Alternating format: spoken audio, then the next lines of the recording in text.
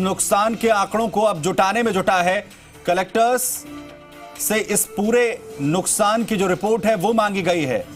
Collectors को इसके लिए पत्र भेजा गया है और जल्द से जल्द रिपोर्ट तलब की गई है। मृतकों के परिजनों को 4-4 लाख रुपए की सहायता और का जो ऐलान है वो किया गया है और अभी तक 10 मृतकों के परिजनों को ये जो सहायता है वो दी जाएगी। आज मृतकों के परिजनों को सहायता राशि दी जाएगी। स्टेट इमरजेंसी ऑपरेशन सेंटर 24 घंटे इसके लिए शुरू किया गया है।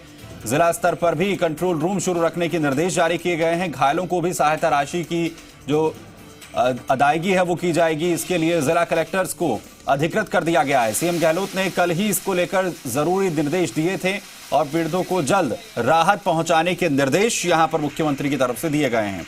तो आफत की बारिश जिस तरीके से पूरे प्रदेश में जिसका असर बड़े स्तर पर नजर आया है, इसे लेकर राज्य सरकार की तरफ से मुआवजे का ऐलान किया गया है। पीड़ितों को राहत पहुंचाने की तमाम जो कोशिशें हैं वो की जा रही हैं। कलेक्टर्स को इसे लेकर आदेश जारी किए गए हैं और सहायता राशि भी जो जल्द से जल्द मुहैया कराने के लिए और मृतकों के परिजनों को सहायता देने के लिए ऐलान यहां पर किया गया है। और साथ ही साथ स्टेट इमरजेंसी जो सेंटर है वो लगातार जो है वो काम कर रहा है। पीड़ितों को भी जल्द राहत यहां पर देने के निर्देश जारी किए गए हैं और उसके अलावा रिपोर्ट भी यहां पर तलब की गई है कि आखिर नुकसान किस स्तर पर हुआ है, इसे लेकर रिपोर्ट मांगी गई है।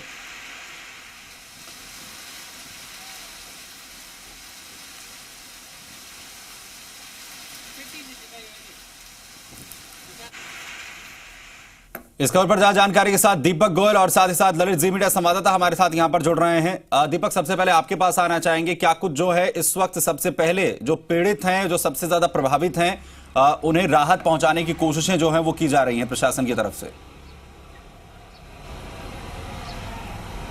देखिए, 2 मई 2018 का वो दिन जब 135 किलोमीटर की रफ्तार से तूफान आया था, जिसमें 35 से ज़्यादा लोगों की जान गई थी और 205 से ज़्यादा लोग घायल हुए थे। आफत की बारिश ने इतना कहर बरपाया था कि आम जनजीवन है वो अस्त व्यस्त हो गया था। और कल ही इसी तरीके से जो प्राकृतिक आपदा है वो राजस्थान में आई और जो मौत का आंकड़ा है इस प्राकृतिक आपदा में 10 पहुंच चुका है और अभी घायलों की जो संख्या है वो अभी आना बाकी है। हालांकि आपदा प्रबंधन विभाग के जो अधिकारी हैं इस जो नुकसान के जो आकलन है उसको आंकड़े हैं उनको जुटाने में लगे हुए हैं। सभी जिला कलेक्टर्स को जो है प्रारंभिक सर्वे के निर्देश दिए गए हैं।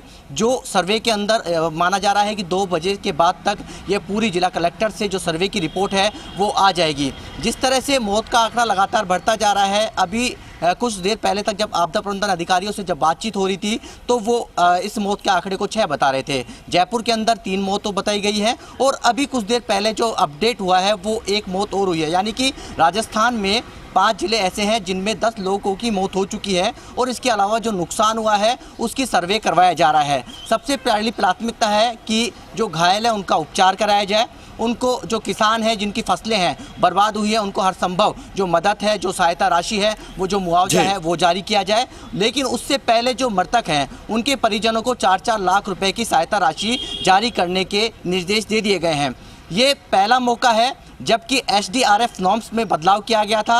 पिछली बार जब NC गोयल मुख्य सचिव थे उसके अंदर इस अंदर को, क्योंकि SDRF की जो राशि आती है उसका 10% जो भाग है वो इस ऐसी प्राकृतिक आपदा है उसको 10% में शामिल किया गया है। उसके बाद से ये मुआवजा राशि है SDRF नॉर्म्स के अनुसार मिलने लगी है। और यही है कि आज ही जिस तरीके से आशुतोष शेट्टी पेडनेकर जो आपदा प्रबंधन सचिव है उनका कहना है कि जो कलेक्टर्स हैं उनको दिशा निर्देश जारी कर दिए हैं कि आज ही जो मृतकों के जो परिजन हैं उनको 4-4 लाख रुपए की जो सहायता राशि है वो दे दी जाए। साथ ही घायलों की जो संख्या है उनको उनका जो आकलन है वो किया जा रहा है। इसके साथ ही जो उनके उपचार की जो सुविधा है वो अस्पतालों में कराई गई है। साथ ही जो फसलों को खराबा हुआ है इसके साथ जो पोल गिरे हैं, सड़कें जो टूटी हैं, पेड़ गिरी है, जो भी उसकी रिपोर्ट भी जो है यहाँ पर मांगी गई है कि तमाम जो हालात हैं उसे लेकर जानकारी जल्द से जल्द यहाँ पर पहुंचाई जाए। आप बने रहे ललित हमारे साथ, आपके पास वापस यहाँ पर आएंगे। साथ साथ दीपक भी हमारे साथ यहाँ पर बने हैं, लेकिन उससे पहले यहाँ पर